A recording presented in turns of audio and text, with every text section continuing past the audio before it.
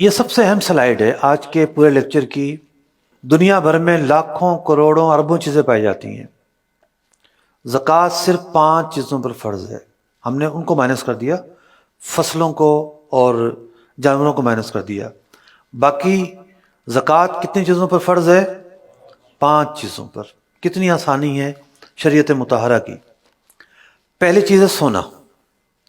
سونا کسی بھی شیپ میں ہو، بسکٹ کی شیپ میں ہو، زیور کی شیپ میں ہو، عورت استعمال کرتی ہو، استعمال نہ کرتی ہو، بچوں کے جہیز کے لیے رکھا ہو، سیونگ کے لیے رکھا ہو، جس کی ملکیت میں ہوگا ہم اس کی ملکیت کو لے کے چلیں گے۔ زکوٰۃ ہم نے سنا بالغ پر فرض ہے، تو جو بالغ ہے اس کی ملکیت میں جو چیز ہے ہم اس کی ایک بیلنس شیٹ بنائیں گے۔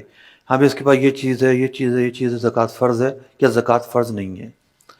تو یہ باتیں میں نے اس لیے بیان کی کہ بعض اوقات خواتین کی طرف سے سوالات آ رہے ہوتے ہیں، یہ تو ہمارے استعمال میں ہے۔ سونا کسی بھی شیپ میں ہو، اس پر شرائط پائے جائیں تو زکوٰۃ فرض ہوگی۔ نمبر 2، چاندی۔ چاندی کا بھی یہی معاملہ ہے، کسی بھی شیپ میں ہو، استعمال میں ہو نہ ہو، شرائط پائے جائیں تو اس پر بھی زکوٰۃ فرض ہوگی۔ جو تیسری چیز ہے وہ ہے کرنسی۔ کرنسی پاکستانی ہو، ڈالر ہو، ریال ہو، کوئی بھی کرنسی ہو، اس پر زکوٰۃ فرض ہوگی۔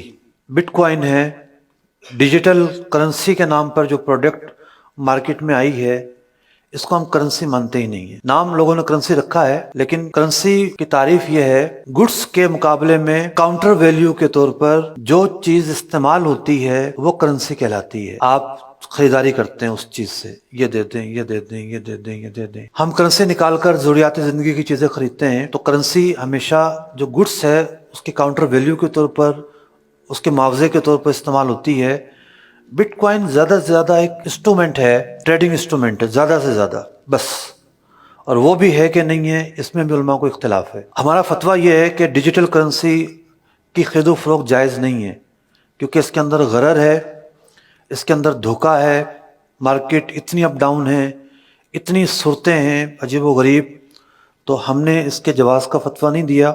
پاکستان میں ویسے بھی غیر قانونی ہے، ایف آئی اے پکڑ لیتی ہے، چھاپے پڑتے ہیں، اور ملک کے لیے انتہائی شدید نقصان دہ ہے۔ ایک بٹ کوائن کی قیمت آج کل تو پتہ نہیں کتنی چل رہی ہے، معلوم ہے کسی کو بھی؟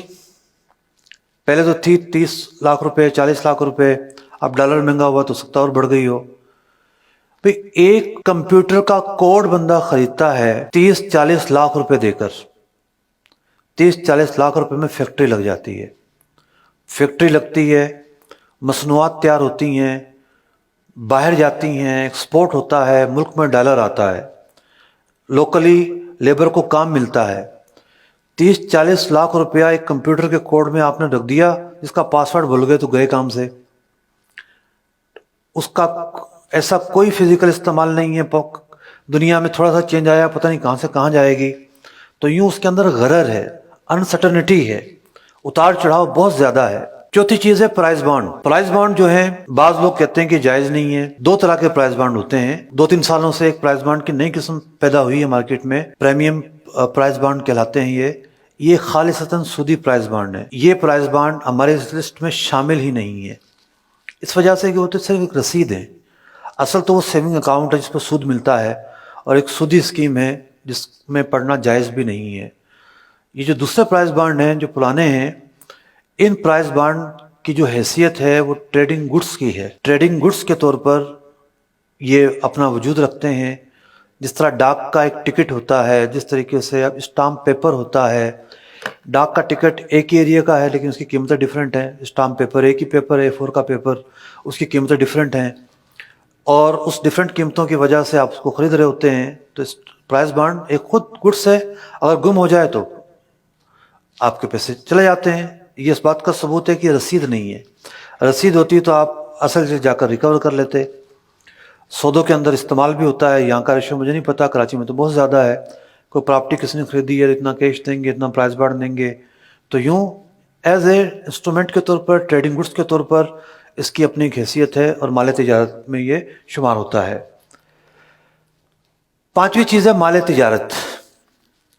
وہ چیز جو آپ نے بیچنے کے لیے خریدی ہے، وہ چیز جو آپ نے بیچنے کے لیے، کسی نے گھر لیا رہنے کے لیے، یہ شرط پائی گئی کہ نہیں؟ نہیں پائی گئی۔ کرائے پر چلانے کے لیے گھر لیا، یہ شرط نہیں پائی گئی۔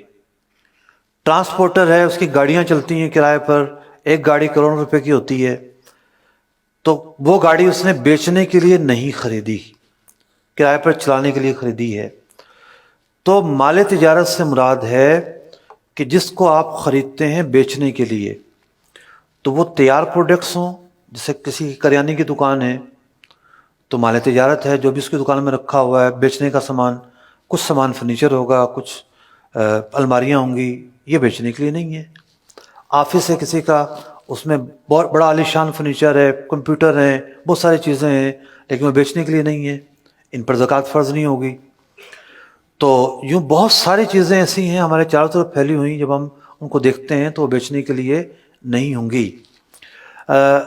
فیکٹری والے را مٹیریل خریدتے ہیں، را مٹیریل خریدنے کا مقصد ہوتا ہے پروڈکٹ بنا کر بیچیں گے، تو یہ را مٹیریل جو ہے پارٹ آف دی پروڈکٹ ہوتا ہے، تو اس لیے اس را مٹیریل پر بھی زکوٰۃ فرض ہوگی۔